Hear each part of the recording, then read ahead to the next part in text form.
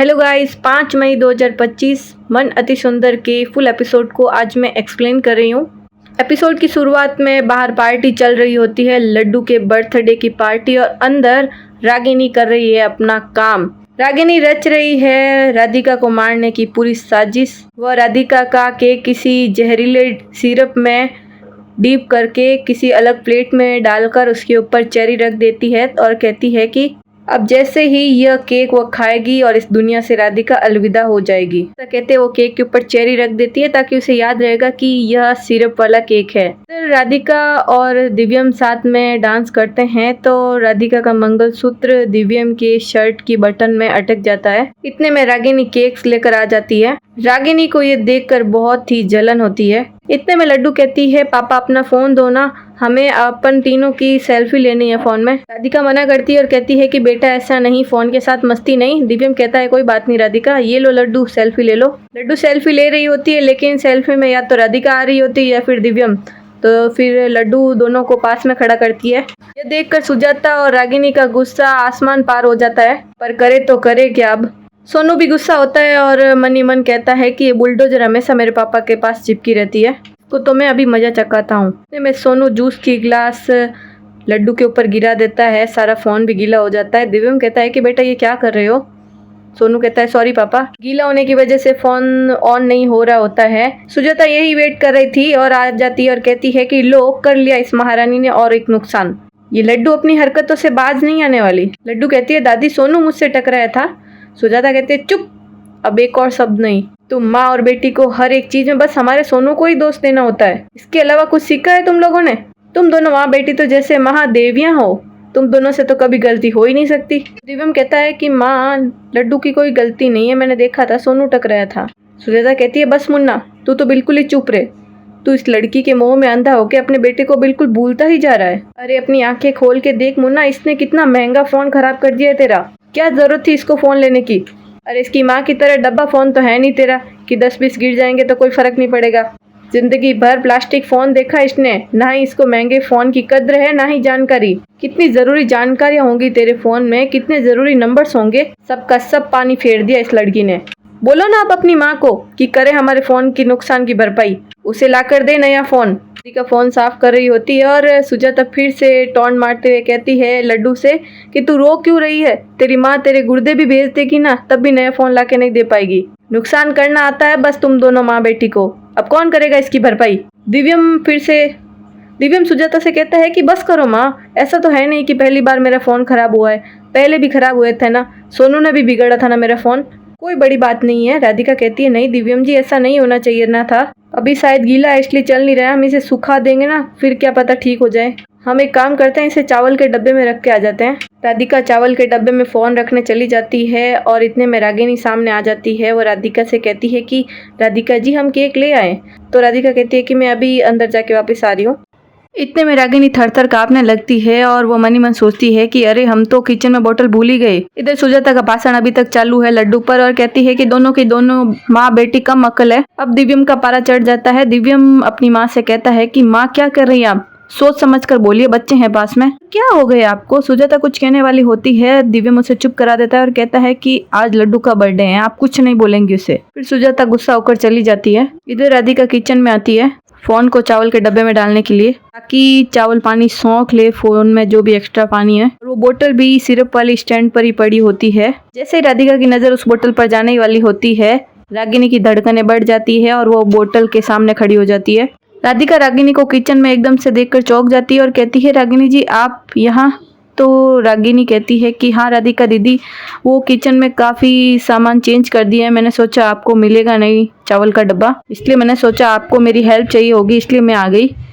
राधिका कहती है नहीं रागिनी जी, जो सामान जहाँ है वहीं पर तो है, मुझे देखिए चावल का डब्बा भी मिल गया। फिर रागिनी धीरे से वो सिरप वाला डब्बा डस्टबिन में डाल देती है और वो भी राधिका को भनक तक नहीं लगने देती है। फिर राधिका से कहती है कि आपका काम हो गया हो तो राधिका दीदी ये केक खा लीजिए, ये सिरप वाला ही केक है।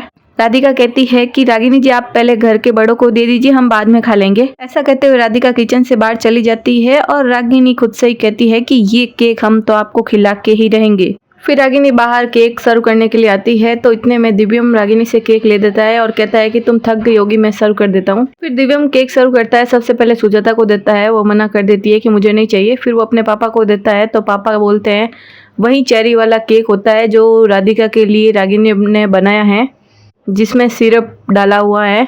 लेकिन पापा मना कर देते हैं और कहते हैं कि नहीं, मुझे ये नहीं चाहिए, मुझे चेरी पसंद नहीं है। अब रागिनी के पसीने छूट रहे हैं कि कहीं वो केक किसी दूसरे घर के सदस्य के पास ना चला जाए। अब चेरी वाला केक चला जाता है सोनू के पास। रागिनी थर-थर कांपने लगती है और अपने बच्चे को ये केक हाथ में देखकर बहुत डर जाती है और कहती है कि भगवान, सोनू ने तो ये वाला केक उठा लिया। रागिनी सोनू से वो केक छीन लेती है और कहती है कि सोनू बेटा, अगर चेरी वाला केक खाओगे तो वो चेरी तुम्हारे गले में अटक जाएगी, हम तुम्हें दूसरा केक देते हैं। दिव्यम ये सब कुछ देख रहा होता है और अब रागिनी वो चेरी वाला केक राधिका को ले जाकर दे देती है। रागिनी कहती है कि राधिका दीदी, ये खास मैंने आपके लिए बनाया है चेरी वाला केक, जो आपने बनाया सबको बहुत पसंद आया, इसलिए ये आपके लिए स्पेशली। राधिका कहती है कि थैंक यू रागिनी जी, हमें वैसे भी चेरी बहुत पसंद है। इतने में सोनू अपनी दादी से कह देता है कि दादी दादी मुझे वो चेरी वाला केक खाना है, उसमें मम्मी ने स्पेशली सिरप डाला है। सुजाता कहती है सिरप? सोनू कहता है हाँ, सिरप डाला है मम्मी ने। सोनू कहता है कि दादी उसमें सिरप ही है। सुजाता कहती है कौन सा वाला केक? तो सोनू कहता है कि वही जो राधिका आंटी के पास है, मम्मी ने उसमें सिरप डाला था। सुजाता कहती है सोनू बेटा, आपने कुछ और देखा होगा, केक को थोड़ी सिरप में डालते हैं, और वैसे भी वो केक तो राधिका के हाथ में है तो हम उससे तो नहीं लेने वाले। आप एक काम करिए, आप कुछ और खा लीजिए। सुजाता उसके लिए कुछ और लेकर आती है। दिव्यम ये सब बातें सुन रहा होता है। दिव्यम सोनू से पूछता है कि बेटा क्या हो गया, तुमने मम्मा को कब देखा था सिरप डालते हुए? सोनू कहता है कि जब वो किचन में केक कट कर रही थी तब देखा था मैंने। दिव्यम कहता है ओहो, इसका मतलब मम्मा ने सारे पीसेज में सिरप डाला था। सोनू कहता है नहीं, सिर्फ उसी वाले पीस पे सिरप डाला है और उसके ऊपर चेरी रख दी। अब दिव्यम का शक दोगुना हो जाता है। दिव्यम जाकर किचन चेक करता है और डस्टबिन में मिलती है उसे सिरप वाली बोतल। दिव्यम को अब साफ साफ पता चल जाता है कि ये रागिनी की सजी कोई साजिश है। दिव्यम खोलकर उसे सूंघता है और कहता है कि ये तो पक्का जहर की बोतल है। इधर जैसे राधिका केक खाने वाली होती है, लड्डू आ जाती है और कहती है कि मम्मी चलो ना, मेरे साथ डांस करो ना। कली भी राधिका से केक छीन लेती है और टेबल पर रख देती है और कहती है देवरानी जी जाइए डांस करिए। तो राधिका डांस करने लग जाती है। रागिनी उसके केक खाने का वेट कर रही होती है और दिव्यम दौड़ा भागा आता है कि कहीं राधिका ने वो केक खाया तो नहीं। रागिनी अब केक की रखवाली कर रही होती है। दिव्यम की नजर रागिनी पर होती है। केक पर मक्खियां भिनभिना रही होती है तो रागिनी उसे उड़ा रही होती है। दिव्यम कंफर्म हो जाता है कि मतलब रागिनी राधिका को जहर देना चाहती है। फिर लड्डू जिद करती है दिव्यम से कि बाहर बॉल वाला गेम है, चलो ना खेलने के लिए। तो सब लोग घर वाले बाहर गेम खेलने के लिए चले जाते हैं। राधिका भी जाने वाली होती है, लेकिन रागिनी फिर से वह कह देती है कि राधिका दीदी ये केक खा लीजिए ना पहले। फिर राधिका केक खाना स्टार्ट कर देती है। एक बाइट खाते ही राधिका की तबीयत खराब होने लग जाती है तो रागिनी कहती है हम आपके लिए पानी लेकर आते हैं। राधिका के मुंह से खून आने लगता है और देखते ही देखते राधिका दिव्यम को आवाज लगाना चाहती है, लेकिन उसके मुंह से आवाज नहीं निकल रही होती है और वो नीचे गिर पड़ती है। फिर दिव्यम उसे संभालता है। राधिका मौत के मुंह में भी दिव्यम जी से कहती है कि दिव्यम जी मेरी बेटी लड्डू का ख्याल रखना। दिव्यम कहता है राधिका कुछ नहीं होगा तुम्हें। राधिका की आखिरी सांसें चल रही होती है और देखते ही देखते राधिका आंखें बंद कर देती है। ये देखकर सब घर वालों को बहुत ही बड़ा झटका लगता है और रागिनी और सुजाता का तो यही चाहना था तो सो हो गया। दिव्यम चेक करता है, राधिका को सांसें नहीं आ रही होती है और वो जोर से राधिका चिल्लाता है और इधर रागिनी डांस कर रही होती है क्योंकि उसकी प्लानिंग पूरी हो गई। एक्चुअली ये रागिनी सारा सपना देख रही होती है और सोनू उसे झलाते हुए वापस हकीकत में लाते हुए कहता है कि मम्मा आप अकेले क्यों डांस कर रही है, हमारे साथ डांस करो ना। फिर जैसे ही राधिका डांस करके निपटती है तो फिर से वह रागिनी केक की कटोरी लेके खड़ी हो जाती है और कहती है कि कब से आपके केक को संभाल रहे हैं, ये लीजिए खा लीजिए राधिका दीदी। फिर राधिका फर्स्ट बाइट लेने ही वाली होती है। इतने में दादी पूछती है कि बेटा मेरी बीपी की दवाई कहाँ रखी है। तो राधिका बताती है कि ड्रॉअर में पड़ी है। तो दादी कहती है कि केक खाने के बाद मुझे गोली खानी पड़ेगी, लेकर आओ। तो रागिनी कहती है राधिका दीदी आप केक खाइए, मैं ला कर देती हूँ। अब जैसे ही राधिका केक का बाइट खाने वाली होती है दिव्यम उसे रोक देता है। दिव्यम कहता है राधिका इसे मत खाओ, छोड़ दो इसे। राधिका कहती है दिव्यम जी क्या हो गया, क्यों नहीं खाएं? दिव्यम कहता है मैंने एक बार कह दिया ना मत खाओ तो मत खाओ। राधिका कहती है पर दिव्यम जी रागिनी जी हमारे लिए इतने प्यार से लेके आई है, हम नहीं खाएंगे ना तो उन्हें बुरा लग जाएगा। दिव्यम कहता है मैंने कहा मत खाओ तो मत खाओ, सवाल खड़े मत करो। राधिका कहे दिव्यम जी क्या हो गया आपको, आप केक को लेकर इतना गुस्सा क्यों कर रहे हो? आप हमसे कुछ छुपा रहे हैं, आपको हुआ क्या है, मुझे समझ नहीं आ रहा है। राधिका कहती है दिव्यम जी आप हद करते हो, हमारी बेटी का बर्थडे है, हमने केक बनाया और आप कह रहे हैं केक नहीं खाना, जाइए हमें आपसे बात ही नहीं करनी। फिर राधिका केक लेकर एकांत में चली जाती है तो दिव्यम उसके पीछे जाता है और कहता है कि राधिका तुम क्या कर रही हो, मेरी बात क्यों नहीं मान रही हो, तुम क्यों जिद कर रही हो। राधिका कहती है हमारी मर्जी, आप हमें किस हक से मना कर रहे हैं दिव्यम जी, आप लड्डू के पापा जरूर है लेकिन आपका और हमारा कोई रिश्ता नहीं और ना ही आपका हम पे कोई हक है। दिव्यम कहता है सही कहा तुमने राधिका, जब कोई रिश्ता ही नहीं है तो मिटा दो ये सिंदूर और हटा दो ये मंगलसूत्र, क्योंकि अगर रिश्ता ही नहीं है ना राधिका तो इन निशानियों का क्या मतलब। फिर दिव्यम मंगलसूत्र तोड़ने लगता है, राधिका रोक लेती है और कहती है दिव्यम जी प्लीज। दिव्यम कहता है दिलों के रिश्ते दूरियों से खत्म नहीं होते हैं राधिका, तुम और मैं हमेशा एक दूसरे के थे, हैं और रहेंगे। तुम्हारा ये सिंदूर, ये मंगलसूत्र, ये इस बात के गवाह हैं कि तुम और मैं 7 जन्मों तक एक साथ रहेंगे।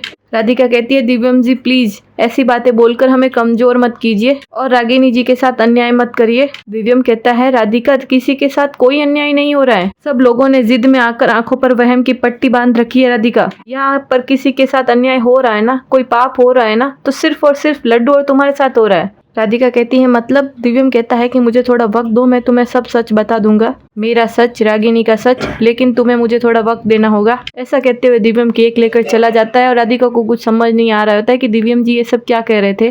फिर दिव्यम रागिनी का हाथ पकड़कर बीच पार्टी में भगा लेकर ले जाता है। अब होगा सीरियल में बड़ा धमाका, राधिका ये देख लेती है। राधिका मनी मन कहती है कि दिव्यम जी ऐसा क्यों कर रहे हैं। अब रागिनी का पर्दाफाश हो गया है, दिव्यम क्या सुलूक करेगा अब रागिनी के साथ, इसी के साथ मिलते हैं नेक्स्ट एपिसोड में। आज के लिए इतना ही, धन्यवाद।